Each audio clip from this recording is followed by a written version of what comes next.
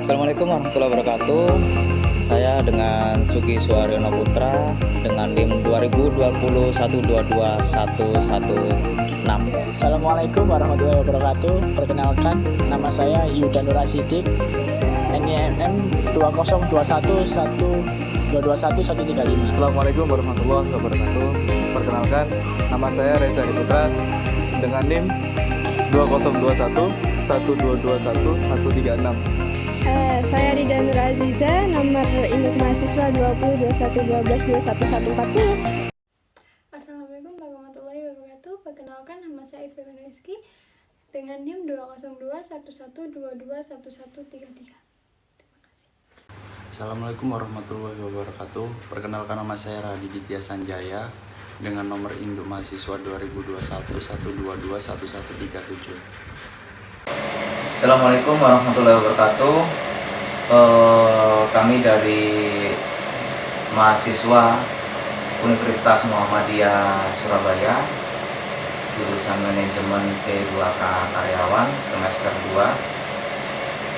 Kami mendapat tugas dari ibu kita dengan mata kuliah akuntansi manajemen. Saya Sugi Suharyono, dan di sebelah saya ada Mas Reza, di sebelah saya ada Mas Huda, dan juga ada Mbak Rida, dan ada yang lainnya. Dan di sesi ini kita akan melakukan tanya jawab di UD Asli Mandiri, sebuah bidang usaha produksi dan pemasaran air aki dan air radiator, seperti itu. Oke, seperti apa tanya jawab kita? Cekidot. Pertama-tama saya ingin tanya, yang pertama, unit dagang asli mandiri perusahaan yang Anda dirikan itu bergerak dalam pasar apa aja ya? Jadi UD Asli Mandiri ini punya brand yang namanya Aspower. Kami bergerak di bidang otomotif, lebih ke otomotif di bidang spare partnya. Spare part. Jadi pemasarannya pasar otomotif, lebih ke spare part gitu. Spare part mobil, truk, kendaraan dan lain sebagainya. Jadi barang-barang yang dipasarkan itu kayak spare part, truk, dan air aki itu? Ya, air akinya gitu. Oh gitu ya? Bukan rumahnya air aki, tapi airnya. Airnya saja? Airnya saja. Gitu ya? Ya. Terus untuk produksi air aki itu sendiri, berapa banyak yang diproduksi dalam 1 bulan? Kalau diproduksi dalam 1 bulan, kita hitung dari harinya dulu ya. Satu hari itu bisa terjual antara 250-an dus. 250 dus? Ya, berarti produksinya pasti lebih toh. 300 antara 300 per hari. 300 per hari. Kalau 1 bulan 900 9.000 ya, 9.000 dus per bulannya. 9.000 dus per bulannya? Iya, siap.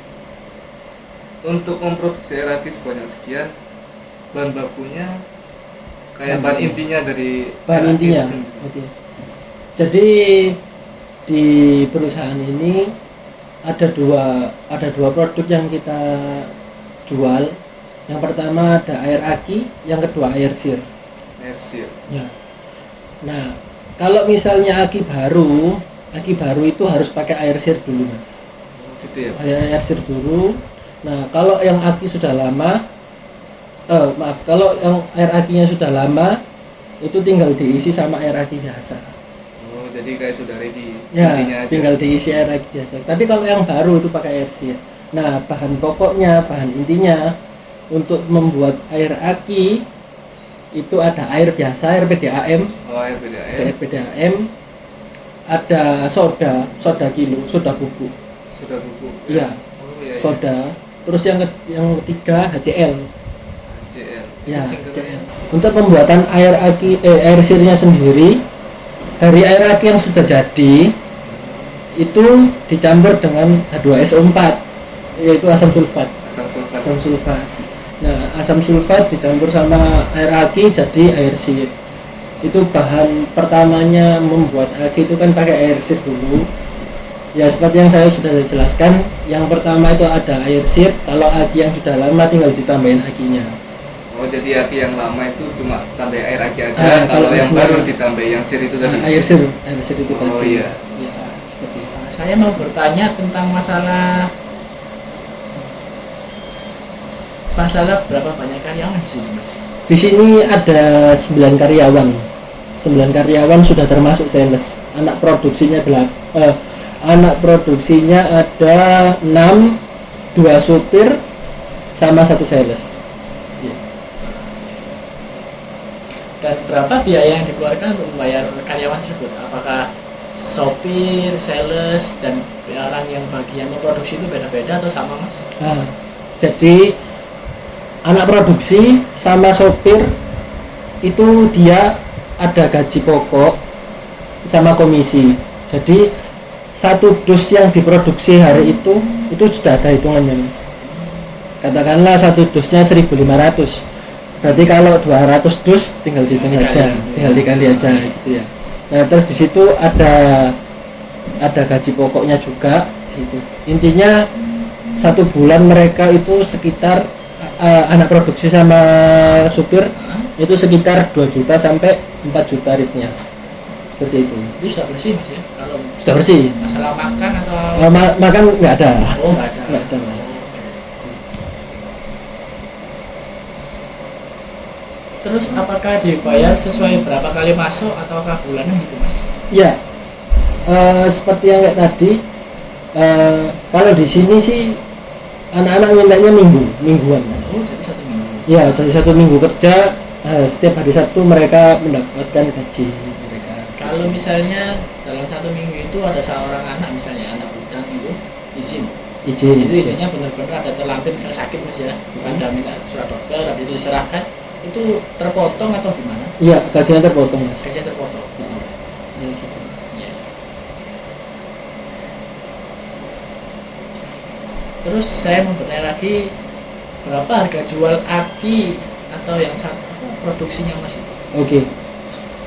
Katakanlah, jadi ini kan ada beberapa ukurannya, Mas ya.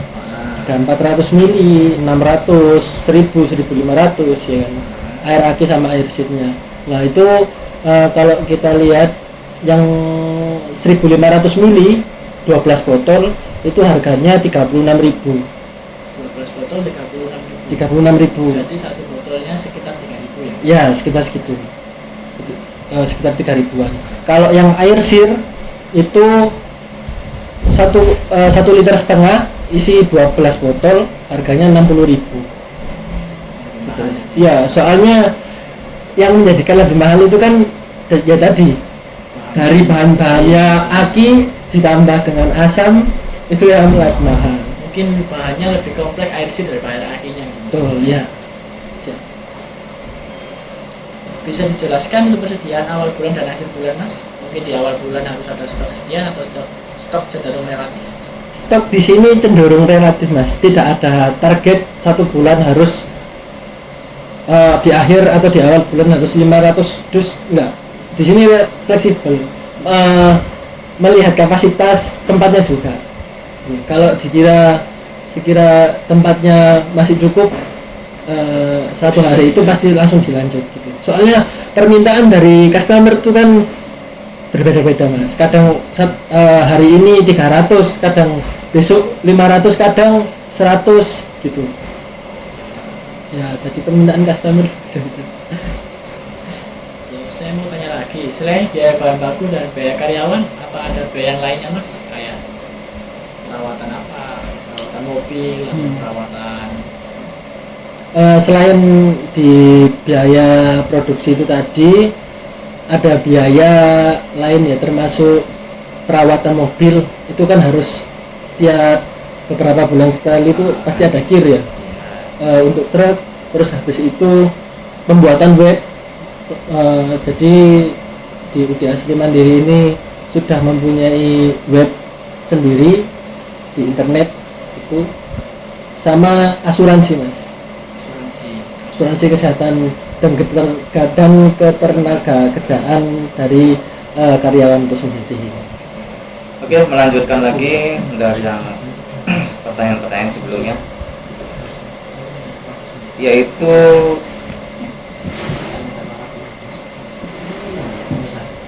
pembelian bahan baku, Mas. Iya. Untuk bahan baku sendiri, biar tidak terlalu meluas, per liter atau per kardusnya sendiri bahan bakunya estimasinya itu sampai berapa sih? Estimasinya ya. Estimasi biayanya. Oke. Dimulai dari yang paling besar dulu Mas ya. Hmm. Nah, yang paling Salah satu contoh aja, Mas. salah satu contohnya. contoh. Oke. Air sir itu kan bahan bakunya ada air aki sama asam sulfat ya. Betul.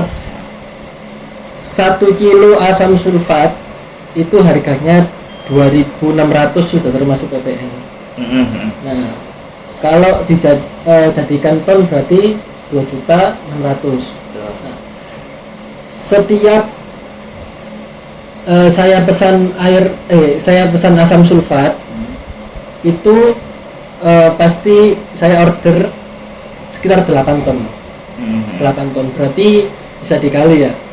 2.600.000 dikali 8 sekitar 19 juta, 20 juta Per 2 minggu sekali. per 2 minggu sekali. Maaf, 1 minggu 2 kali. 1 minggu 2 kali. Itu Ya. kalau menjadi bahan yang siap jual itu Oke. jadi berapa liter kira-kira? Oke. Jadi 8 ton tadi itu bisa mencapai sekitar kurang lebihnya itu 10 kiloan, 10 liter. 10 liter ya? Iya. 10 liter. Oke. Untuk yang selanjutnya, ini nggak apa-apa ya, lebih ke masuk ke dalam manajemen perusahaan. Oke, Nanti nggak apa-apa. Masnya kan berhak untuk mana yang boleh di floor, mana yang Oke, tidak. iya. Oke, untuk pertanyaan selanjutnya yaitu mengenai biaya overhead usaha ini sendiri. Seperti apa, Mas?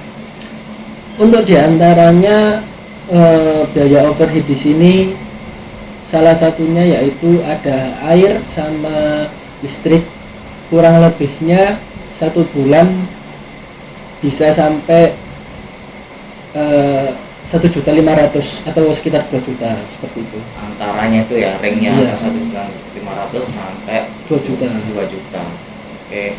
Untuk selanjutnya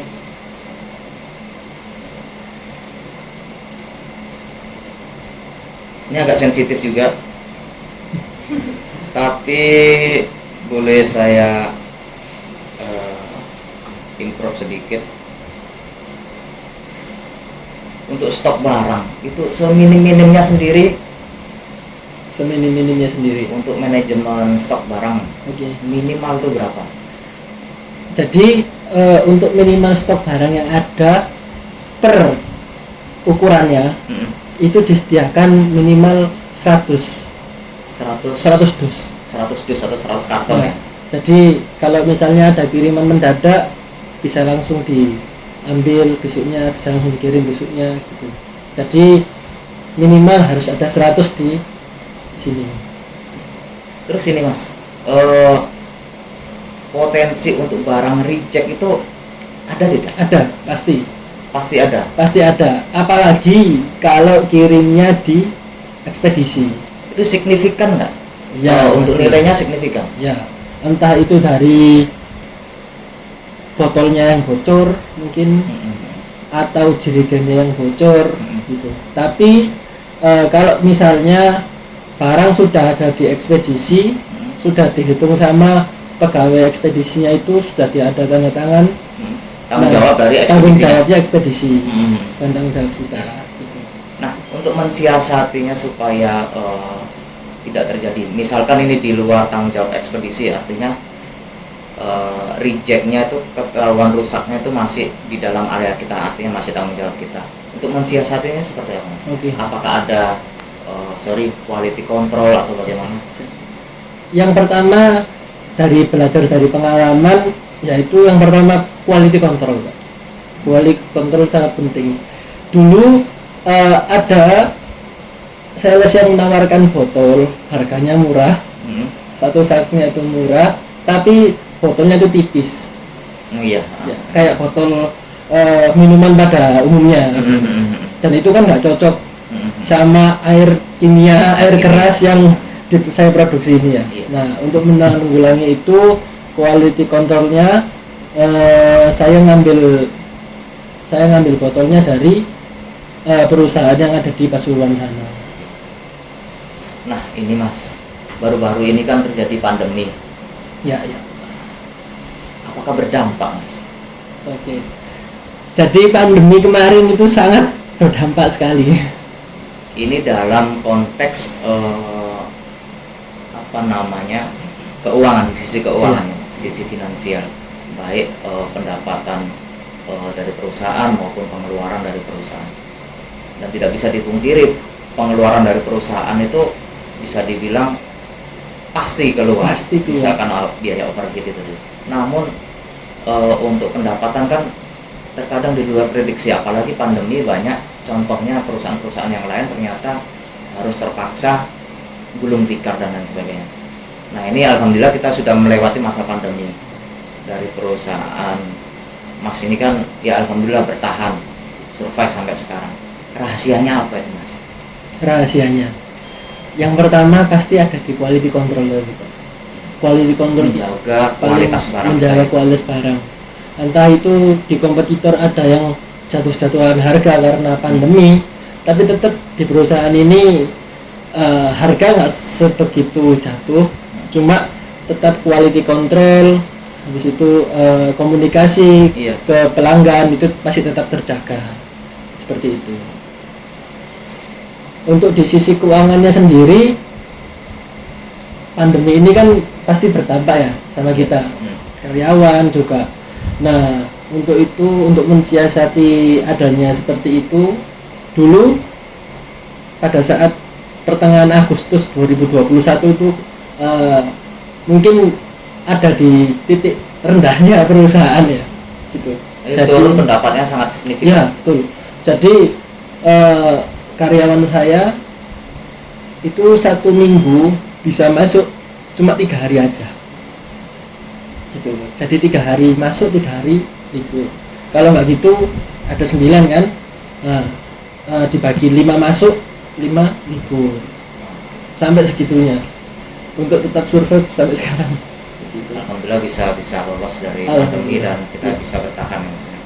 Ini yang terakhir, ini banyak yang saya improve sendiri, mohon nanti koreksi Mbak Rida.